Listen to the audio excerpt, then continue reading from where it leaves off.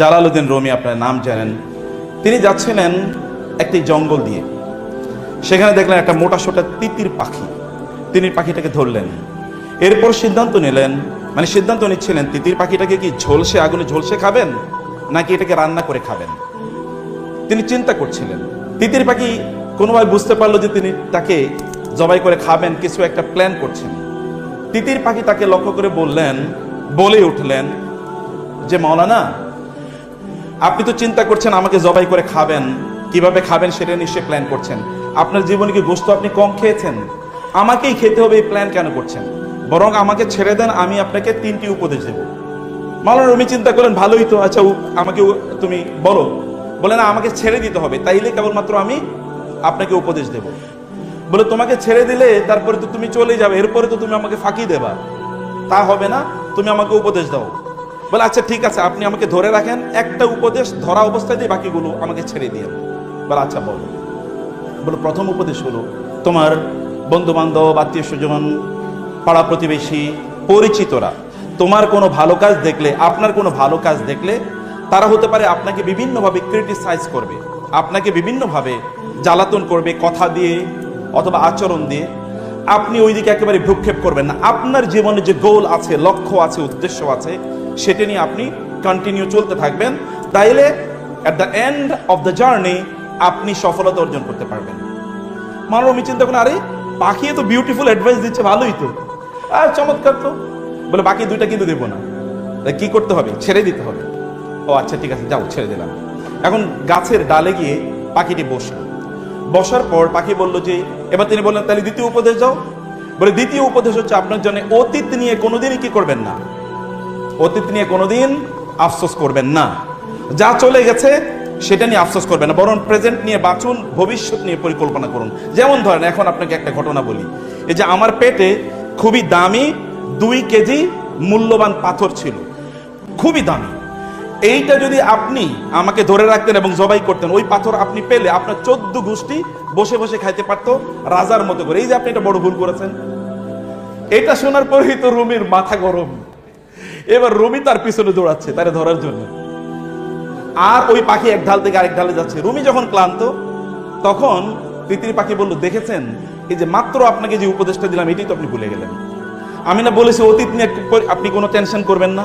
তা আপনি তো অতীত নিয়েই পড়ে আছেন, আমাকে ছেড়ে দিয়েছেন, আপনি কি আর আমাকে ধরতে পারবেন? তা তো পারবেন না। তাহলে অতীত নিয়ে পড়ে আছেন, কারণ আপনাকে প্রেজেন্ট নিয়ে, ভবিষ্যৎ নিয়ে পড়ে থাকা দরকার ছিল। বলে তাইলে ঠিক আছে, তুমি এবার আমাকে 3 নম্বর উপদেশটা দাও, 3 নম্বর উপদেশটা দাও। তিনি বললেন 3 নম্বর, মানে পাখি বলল 3 নম্বর উপদেশটা হলো, যিনি আপনার উপদেশ শুনতে চান না তাকে উপদেশ দিন না। এখন বলেন আমি কি করব? আপনি শুনবেন তো উপদেশ? ওকে, মাশাআল্লাহ, জাযাকুমুল্লাহ খায়র। এটা নাসিরউদ্দিন হুজ্জা এক জায়গায় গিয়েছিল, আপনারা জানেন তো। ওইখানে যাওয়ার পর মানে তাকে আসলে বিপদে ফেলতে চেয়েছিল, কারণ যেখানে যান ওইখানে সুন্দর কথা বলেন তিনি, প্রশ্নের উত্তর ভালো করে দেন।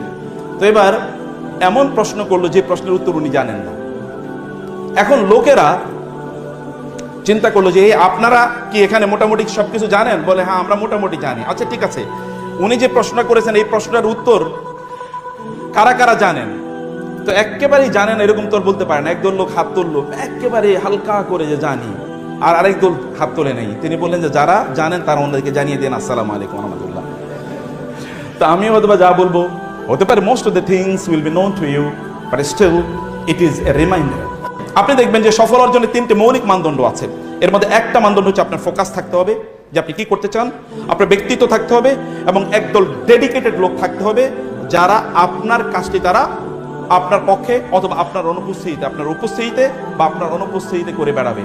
আপনার বলেন তো, মুহাম্মদুর রাসূলুল্লাহ সাল্লাল্লাহু আলাইহি ওয়াসাল্লামের বাইরে এমন কে আছেন যিনি বলতে পারেন তার চারিদিকের যে সকল লোকেরা, এই লোকেরা তার চারপাশে যারা ছিল তারা এমন যে রাসূলুল্লাহ সাল্লাল্লাহু আলাইহি ওয়াসাল্লামের অনুপস্থিতি গোটা মানবজাতি এক মুহূর্তের জন্য টের পায়নি?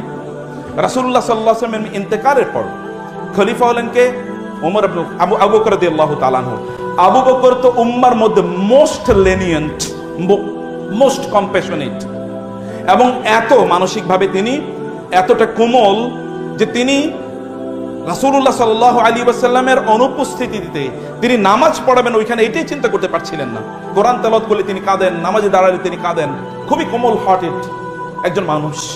কিন্তু যখন ইসলামকে রক্ষা করার প্রশ্ন আসলো, তখন তিনি, এই মানুষটি যিনি পৃথিবীর সবচেয়ে কোমল মানুষ, তিনি বলে উঠলেন, আয়ানকুসুদ্দিন ওয়া আনা হাইয়ুন, আবু বকর বেঁচে থাকতে ইসলামের গায়ে একটা আঁচড় ফেলবে কেউ, এটা কখনো হতেই পারে না। এবং তিনি তৎকালীন রিদ্দার অর্থাৎ তিনটি এলিমেন্ট, একদল লোক তারা তাদের নিজেকে নবী দাবি করেছে, আমরা জানি ফলস প্রফেট, আর একদল লোক তারা ডিনাই করেছে জাকাত দিতে, জাকাত দেবে কিন্তু তারা আবু বকরের কাছে জাকাত দেবে না রাদিয়াল্লাহু তাআলা আনহু। এবং 3 নম্বরে একদল লোক তার অ্যাপোস্টেসি, যেটাকে বলা অ্যাপোস্টেট মানে তার মুরতাদ হয়ে গেল। এই যে 3টা বিশাল ঘটনা, ওমরের মতো ব্যক্তি এখানে পেরেশান হয়ে গিয়েছেন। যখন ওমরকে তিনি ডাকলেন, তিনি বললেন, ওমর আমি এদের বিরুদ্ধে যুদ্ধ করতে চাই। ওমর বললেন, আপনি যুদ্ধ করবেন? এই 3টা ফ্রন্টে চারিদিকে এরকম বিদ্রোহ, এত বিদ্রোহী গ্রুপের বিরুদ্ধে কিভাবে যুদ্ধ করা যায়? আবু বকর রাদিয়াল্লাহু তাআলা বললেন, ওমর যান, খাওয়ানুন মানে জাব্বারুন ফিল জাহিলিয়াতি খাওয়ানুন ফিল ইসলাম, জাহিলি যুগে তো আপনাকে বাঘ হিসেবে আমি চিনতাম, কিন্তু ইসলামে এসে কোনো আপনি দুর্বল হয়ে গেলেন কেন? ঠিক আছে, আপনার সাহায্য লাগবে না, আমি একাই যুদ্ধ করব। কিছুক্ষণ পরে ওমর ফিরে এসে বললেন, ওয়াল্লাহি লাকাদ রাআইতু আন্নাল্লাহা কাদ শারাহা সাদরা আবি বকর লিল কিতাল, আল্লাহর কসম করে বলি আবু বকর, আমি যখন ফিরে যাচ্ছিলাম তখন আমার অন্তরে এরকম ইলহাম হলো যে আল্লাহ তাআলা আপনার হৃদয়টাকে যুদ্ধের জন্য প্রশস্ত করে দিয়েছেন। অতএব you are right, you are on the right front, আমি আপনার পক্ষে আছি, যুদ্ধ করব। এরকম একজন ব্যক্তি। আপনি বলেন তো রাসূলুল্লাহ সাল্লাল্লাহু আলাইহি ওয়াসাল্লাম ইন্তেকালের পর তার চারপাশ যত লোক ছিল, যতজন ছিল, তাদের অবস্থা কি ছিল? ঐতিহাসিক বালাজুরি তিনি বলেছেন, যখন মুহাম্মদুর রাসূলুল্লাহ মক্কায় আসেন, আরবে তিনি আসেন, তখন আরবে লেখাপড়া জানতো কেবলমাত্র 17 জন লোক, কেবলমাত্র। এর মধ্যে আবার নারী একজনও ছিলেন না। যখন তিনি ইন্তেকাল করেন তখন প্রায় 1.5 লক্ষ লোক তারা লেখাপড়া জানে। আপনি জানেন বর্তমান পৃথিবীতে আমরা তো এমন একটা সোসাইটিতে, এমন একটা পৃথিবীতে বসবাস করছি, সেখানে প্রায় প্রচুর পরিমাণ লোক তারা শিক্ষিত। বাংলাদেশে প্রায় 40 ঊর্ধ্ব মেডিকেল কলেজ আছে, সরকারি, এরপরে তো বেসরকারি আছেই। আপনাদের এখানেও শুনলাম প্রচুর পরিমাণ নারীরা এখন শিক্ষা, এখানে শুনলাম যে 2/3 হচ্ছে এখানে ফিমেল স্টুডেন্টস, এবং অন্যান্য মেডিকেল কলেজগুলোতে গিয়ে আমরা একই দৃশ্য দেখেছি, সেখানে ফিমেল স্টুডেন্টদের সংখ্যা মেলদের চেয়ে অনেক বেশি। তার মানে অনেক এগিয়ে যাচ্ছে আলহামদুলিল্লাহ। কিন্তু এখনো জানেন এই পৃথিবীতে বিএ পাস করা লোকের সংখ্যা কত আনুপাতিক জানেন? মাত্র 2%। গোটা পৃথিবীতে বিএ পাস করেছে, ব্যাচেলর ডিগ্রি নিয়েছে, এরকম লোকের সংখ্যা মাত্র 2%। অথচ আমরা কিন্তু ইউনিভার্সিটির অভাব দেখি না। বাংলাদেশে প্রায় শতাধিক ইউনিভার্সিটি আছে, এর প্রাইভেট ইউনিভার্সিটি, এরপরে পাবলিক ইউনিভার্সিটি তো আছেই। এমত অবস্থায়ও আমেরিকাতে প্রায় 10,000-এর মতো ইউনিভার্সিটি আছে বলে বলা হয়। তাহলে এত বেশি ইউনিভার্সিটি থাকার পরেও শিক্ষার হার তাইলে কোথায় গিয়ে দাঁড়িয়েছে? শিক্ষার হার কোথায় গিয়ে দাঁড়িয়েছে? মাত্র 2% লোক তারা বিএ পাস করেছে বলে এটা ধরা হয়। তাহলে মোস্ট সাকসেসফুল ম্যান যদি আপনি পৃথিবীতে দেখতে চান, সেটা যে কোনো ফ্রন্টে হোক না কেন, আপনার ফ্যামিলি লাইফ অথবা আপনার social life, you will have to come to only 1%। তিনি হচ্ছেন মুহাম্মদুর রাসূলুল্লাহ সাল্লাল্লাহু আলাইহি ওয়াসাল্লাম। তার ইন্তেকালের পর এক একজনই যথেষ্ট। যদি আপনি উসামা ইবনে যায়েদের কথা বলেন, বাইজান্টাইনদের বিরুদ্ধে, বাইজান্টাইন মানে হচ্ছে তৎকালীন রোমান এম্পায়ার, অর্থাৎ আধুনিক ইউরোপ, দুটো পাওয়ার যদি গোটা পৃথিবীকে নিয়ন্ত্রণ করে আমরা বলি, একটা আমেরিকান কন্টিনেন্টাল পাওয়ার বা আমেরিকান পাওয়ার হলো ইউরোপিয়ান পাওয়ার। এই ইউরোপিয়ান পাওয়ার ছিল রোমান পাওয়ার। এই রোমানদের বিরুদ্ধে যুদ্ধ করার জন্য একজন যুবককে পাঠানো হয়েছে, তার বয়স মাত্র 18 অথবা 17। এরকম একজন নয়, এরকম অসংখ্য, এরকম হাজারো যুবক ছিলেন যারা রাসূলুল্লাহ সাল্লাল্লাহু আলাইহি ওয়াসাল্লামের অনুপস্থিতি কাউকে টেরই পেতে দেন নাই। এটা মানবতার ইতিহাসে কেবল একজন মানুষের পক্ষেই সম্ভব, আর কারো পক্ষে এটা সম্ভব হয় না।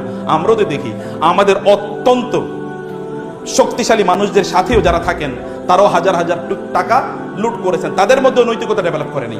আমাদের আশপাশেও এরকম অসংখ্য সিনারিও আছে, অসংখ্য লক্ষ লক্ষ এরকম ঘটনা আছে যেখানে মানুষদের মধ্যে আমরাই কোনো ইম্প্যাক্ট তৈরি করতে পারিনি, তিনি কেমন ইম্প্যাক্ট তৈরি করেছেন। অতএব মোস্ট সাকসেসফুল ম্যান যদি আপনি চান এই পৃথিবীতে, তাহলে আপনাকে অবশ্যই তার কাছে যেতে হবে। মাইকেল এইচ হার্ট তো সেই কথাই বলেছেন, my ranking of Muhammad to lead the list of the most influential man on earth. আমার মুহাম্মদ সাল্লাল্লাহু আলাইহি ওয়াসাল্লামকে যে আমি এই পৃথিবীর সবচেয়ে প্রভাবশালী মানুষ হিসেবে নির্বাচন করেছে আমার বইয়ে, দ্য 100 বইয়ে, এটা হতে পারে কেউ প্রশ্ন করবে, কার হয়তো বা আইব্রোটা বড় করে দেবে, তার হয়তো কপালে একটা ভ্রু কুঞ্চন থাকবে, কিন্তু আমি জানি রিলিজিয়াস এন্ড সেকুলার গ্রাউন্ডে, অর্থাৎ দুনিয়া এবং আখেরাত, দিন এবং দুনিয়া, এই দৃষ্টিতে তার ধারে কাছেও কেউ আসতে পারে না। রাসূলের জীবন সম্বন্ধে যতটুকু আপনাদের সামনে বলতে পেরেছি, এটা হচ্ছে বিশাল মহাসমুদ্রের এক ফোঁটা পানির চেয়েও কম। কাজ হলো তার জীবনী পড়া। আপনারা একটা বই পড়বেন। একজন বোন ইসলাম গ্রহণ করেছে, তিনি ঢাকার একটা সরকারি বিশ্ববিদ্যালয়ে তিনি প্রফেসর। তিনি আমাকে বলেন, স্যার আমার স্বামীকে তো তিনি তো ইসলাম গ্রহণ করেন না, উনি খুলনা একটা ইউনিভার্সিটিতে বড় পদে তিনি চাকরি করেন, আমরা আপনার স্বামীকে শুধু দাওয়াত দিয়ে নিয়ে আসেন। বলে, স্যার আসবেন আপনার কাছে কেন? বলে, তাইলে তো আপনি তাকে ইসলামের দাওয়াত দেবেন, জীবন আসবে না। আমি বললাম, আপনি ওনাকে নিশ্চিত করেন আমি ইসলামের ব্যাপারে একটা কথা বলবো না তাকে। তো 1 মাস 2 মাস চেষ্টা করার পরে তার স্বামীকে নিয়ে আসলেন। আসার পরে আমি চাটা খাওয়ালাম, কথাবার্তা বললাম, গল্প। আমি শুধু একটা দাওয়াত দিই। আমি এর আগে একটা রাসূল ইসলামের একটা জীবনী বই আইনে রেখেছি, আমার খুব প্রিয় একটা বই। রাসূলের জীবনীতে অনেক বই আছে, আমি যেটাকে পছন্দ করি এই বইটা এনে রেখে আমি বললাম, আপনাকে আমি বইটা হাদিয়া দিলাম, আপনি বইটা পড়বেন, আমার আর কোনো চাওয়া নেই। আপনি তো অনেকের জীবনী পড়েছেন, জীবনী উনি তো মুহাম্মদ সাল্লাল্লাহু আলাইহি ওয়াসাল্লাম তো পৃথিবীর সকল বড় বড় জ্ঞানী বিজ্ঞানীদের কাছে গ্রেট অথবা গ্রেটেস্ট, তাদের কথাই, আমি অমুসলিমদের কথা বলছি।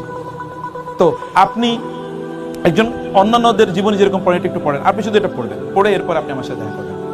2 মাস পরে ওই ভদ্রলোক এসে বলে, স্যার আমি মুসলমান হব, শুধু রাসূলের জীবনী পড়ছে। বিশ্বাস করেন তার জীবনে একটা মিরাকল, মুজিজা, জীবন্ত মুজিজা। জি আচ্ছা, বইটার নাম হলো রাসূলে আরাবী, রাসূল সফিউর রহমান মুবারকপুরী ওনার বই রাসূলে আরাবী। তো এটা একজন মানুষ যদি সত্যি অর্থে ওপেন মন নিয়ে রাসূলের জীবনী পড়ে, she is bound to follow the Prophet sallallahu alaihi wasallam। আমি এই দুটো দাওয়াত আপনাদেরকে দিয়ে গেলাম, ইসলামকে ভালো করে বুঝেন এবং রাসূল ইসলামের জীবনীটা পড়েন। ইসলামকে বোঝার জন্য কোরআন বোঝা মাস্ট। আপনি যদি কনফিউশন দূর করতে চান ইসলাম সম্পর্কে এবং ওদের শিকারে পরিণত না হতে চান, তাহলে কোরআন বুঝেন।